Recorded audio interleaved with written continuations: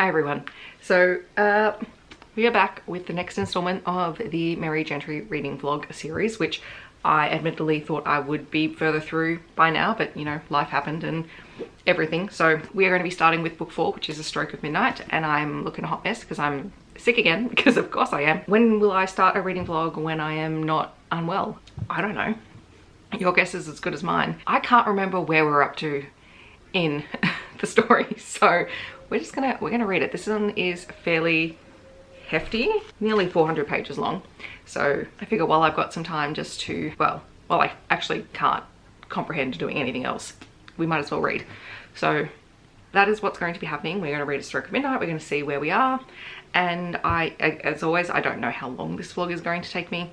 I will do the next 3 books in the series, and then we'll do the last 3 in the last vlog. So I'll keep you posted. All right, I'm like 30 pages in, that much. And we have just had a big press conference, and a lot of the guards for Meredith are not necessarily good at dealing with the media and make a few little faux pas, but we have just found out that a demi-fae and a human have been murdered inside the Southern. So that's where we are. But I just had a giant package arrive from a publisher, which I'm assuming it's Allen and Unwin, because they're the only ones who ever send me multiple things like this at once. So I thought I would open it with you. Oh, geez, there's a lot. Hold on. Look at all this.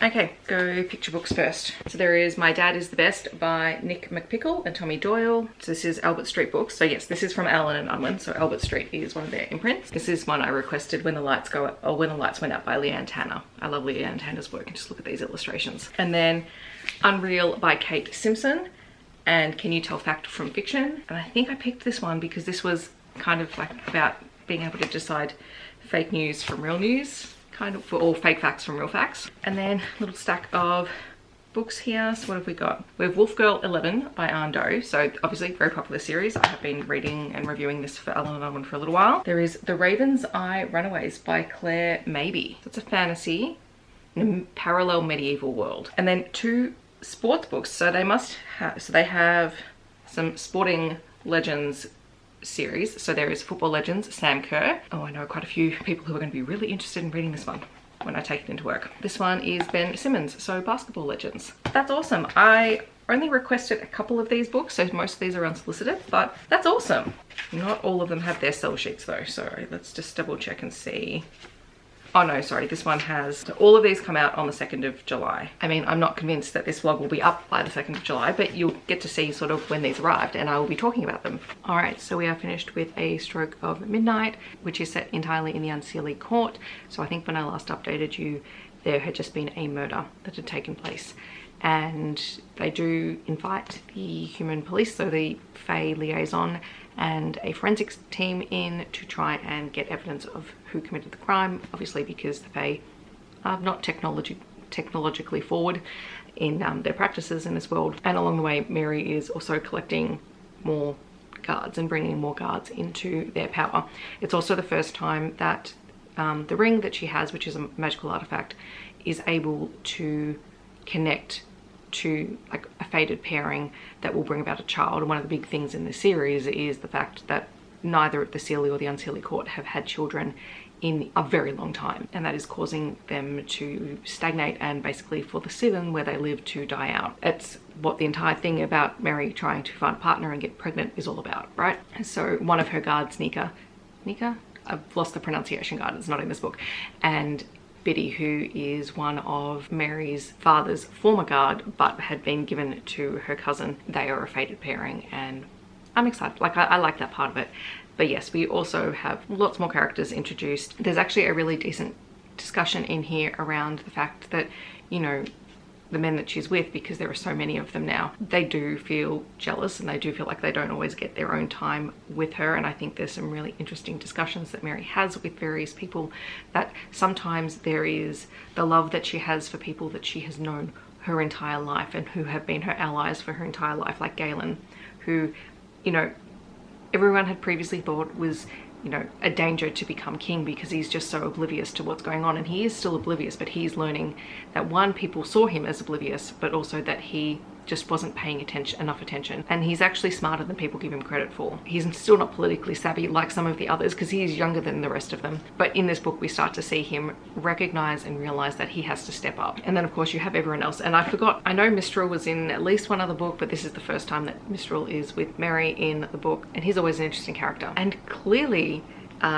the fact that Sholto is not even in this, and some of my most vivid memories are Sholto, means that I definitely got further in the series than I thought I did, because he was not in here. And I know that he is one of the endgame characters. That's where we are with A Stroke of Midnight. I can't remember which book comes next. Oh no, it's this one. Mistral's Kiss. So this one is much shorter, so I will get to that at some point. It doesn't have the nice foiling on it. This one does though. All right, so it probably has not been a long time for you because this will be the next clip in the video, but it has been a while for me. But I am coming back to start reading Mistral's Kiss by Laurell Hamilton, book 5 in the Mary Gentry series. I vaguely remember what happened in the last book, so this is gonna be interesting. All right, so I'm 100 pages into Mistral's Kiss. And obviously in this one, we're spending more time with the character of Mistral, who is the current head of the Queen's Guard, but has been involved in a scene with Mary just for this thing because they're trying to bring the dead gardens of Fairy back to life. And this is where I start remembering, oh yeah, up to this point, there's been a lot of sex and multiple couplings and group sex and whatever, and it's kind of like, yeah, okay, it's paranormal romance. This is where we start to explore Mary's S&M side, because there is a hell of a lot of biting in this scene. Anyway, we have moved on from that and we will continue with the next 200 pages. I've said it before and I will probably continue to say it until I get through to the last of the books that I've already read, because I'm now just over 200 pages into Mistral's Kiss. There are so many big story points that I remember, but the order in which they happened and how they happened and sort of the minor details, I have completely forgotten. So before, when I stopped and updated you, we had Mistral and Mary and their moment. And now we have Mary and Sholto's moment. Now Sholto is part she, part slough, or part night flyer. And he's the king of the slough. And so, like, he's one of the characters that I remember most vividly because he is supposed to be almost perfect looking, but his stomach is all tentacly. Yes, I have to do the actions. Someone, probably Heather, is going to kill me for that. Anyway, like, he's one of the characters that just, I remember, like, because it was strange and weird. And I remembered that they had this moment, so they're, but I'd like forgotten all of the context. So Mary and Mistral have just brought back to life this garden underneath the Unseelie Court, and they're trying to get back to do something for the Queen, and then the Unseelie Fairy Court is now responding to Mary. She can ask it to do things for her, right? And suddenly she asks it something, but it's not specific enough, and she ends up in the Bone Garden of the Slough, which of course causes issues because they're trespassing in Sholto's kingdom.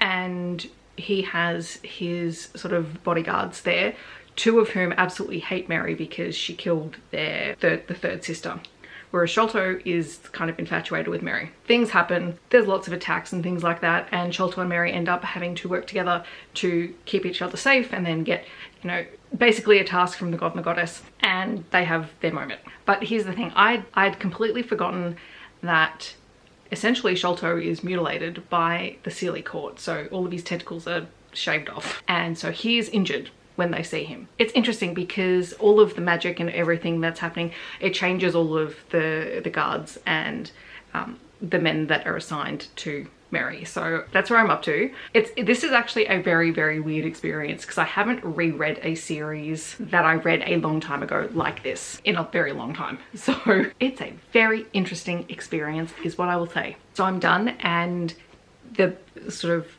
other big thing in here is the reintroduction of the Wild Hunt. So after Sholto gets all of his magic back, he calls the Wild Hunt, which then turn on him because he's still too she, or more she than slough. And that is kind of the big culminating fight sequence at the end. Of course, the twist at the end, so I can't remember if I've talked about it in this video, but the previous one, Mary is in competition with her cousin Kel, who has, been imprisoned because he keeps trying to kill her. And he's done it very, very publicly. So he was imprisoned and being punished for that. And bless him, Galen, the precious, precious soul of, Mary's men has just freed him. So they are all headed back to Los Angeles to get out a ferry and to keep Mary away from Kel. So that is where we are at the end of Mistral's Kiss. So the next book is A Lick of Frost. They're all on their way back to Maeve's house. Surely this book, A Lick of Frost, is where they go back to the Sealy court. Surely this is it. I don't know. If it's not this one, it has to be the next one, and that has to be the last one that I've read, because that's sort of the last big plot point that I remember, is her going back to the Sealy court and Tyrannus, who is her uncle, doing really awful things. I mean, he's done awful things the whole way through the series, or has been mentioned of doing awful things all the way through the series, but he is not a good character. The question is, do I just continue reading this tomorrow night, or do I read something else? Who knows? Unsurprisingly, here we are again. It is the next day. I am going to read A Lick of Frost because I can't think of what else to read, so we're going to just keep going, and then I'll have another vlog lined up ready to upload at some point. I'm ridiculously far ahead in terms of content that is planned and scheduled, which is excellent. I say that, and that was at the time of filming, and for about a week I was ahead, and now I'm behind again. Such is life. Yes, we're going to read A Lick of Frost, and hopefully this is the book where I go back to the Sealy court and I can finally figure out what it is in my brain that remembers that so well, and then figure out if this was the last book I read or if it was the next book. I don't know. Alrighty, so we come to a part where I totally forgot everything.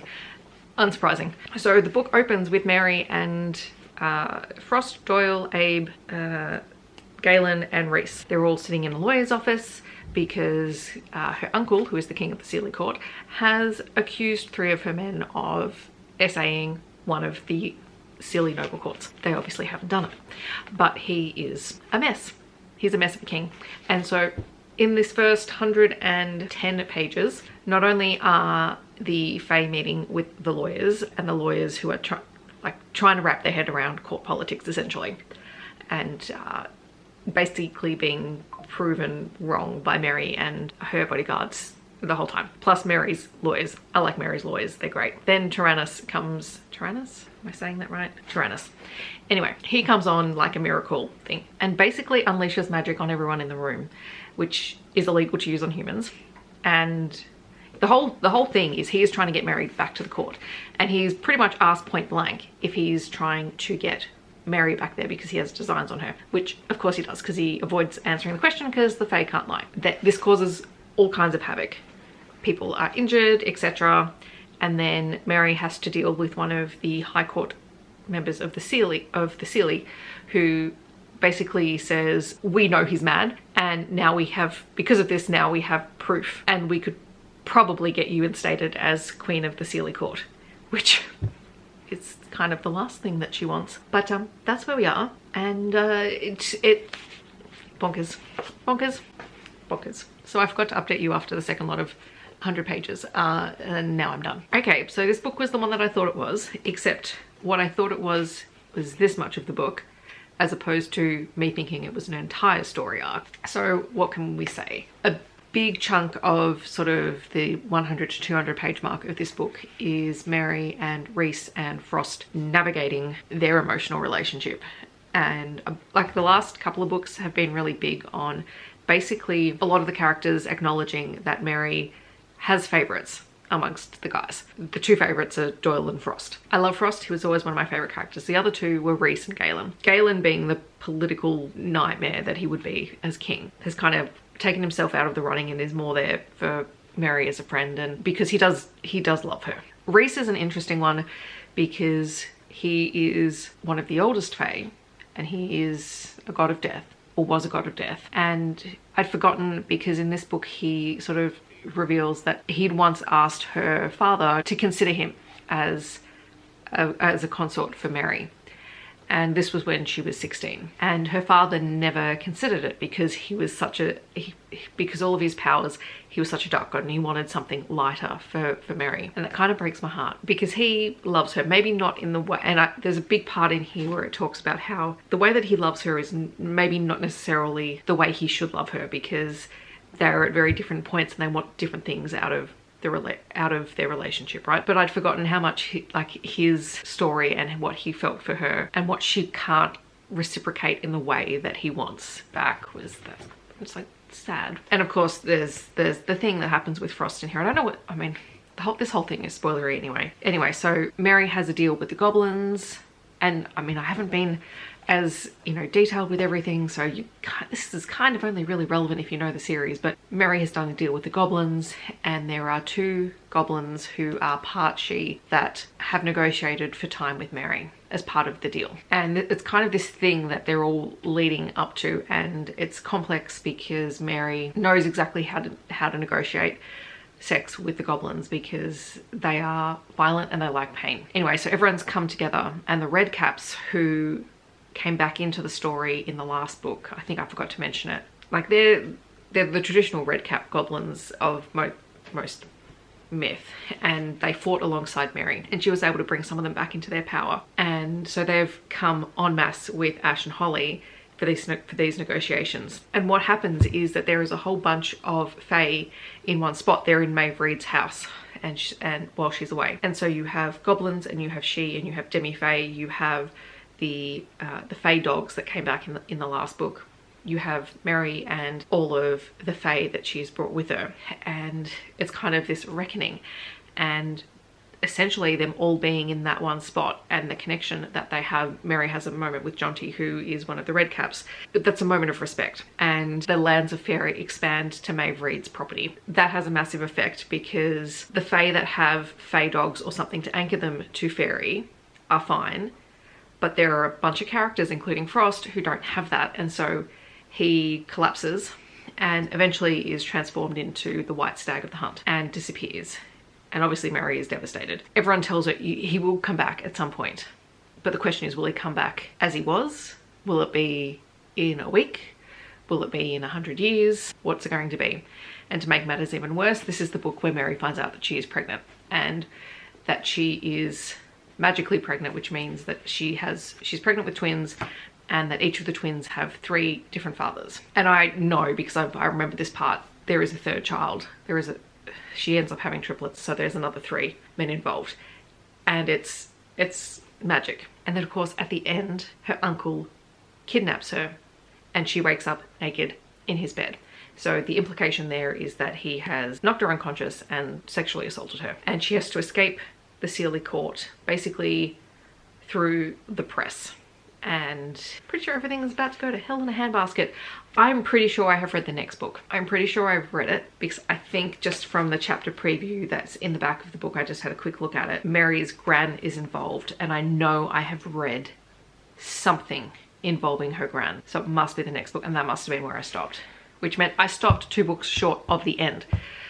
That is ridiculous. That is ridiculous. So anyway, what can I say about this series? I think this one it's really interesting. Is it perfect, and are there things that are out of date or probably not necessarily as sensitively done? When was this published? 2007. So, you know, it's nearly 20 years old. Yeah, of course there are. It's nearly 20 years old. But when I tell you that I have read books that have been written in the last 2 years that I think have a lot more to answer to or answer for than this series, honestly, I think as a paranormal series, as a Why Choose paranormal series, this stands up better than some things that have been written more recently. Are there things that I would change? Absolutely. But for the most part, I reckon the series is still holding up. Now, that said, I definitely haven't finished reading the series, so maybe that changes with the last 3 books. Damn it, now I'm invested. I'm invested again. I'm gonna have to finish this series sooner rather than later, for sure. That's it for this particular vlog, this installment. The next vlog will include the last 3 books in the series, and maybe you'll get a vlog without me going, oh, I remembered this part, but I didn't actually remember it. Maybe we'll actually get some content of me reading new stuff and being able to react in that way. Who knows? As always, if you have read the series and you want to talk about it, feel free to chat to me about it in the comments. Otherwise, feel free to leave a snowflake emoji. I hope that wherever you're in the world, you're staying safe and healthy, and I'll see you in my next video. Bye, everyone.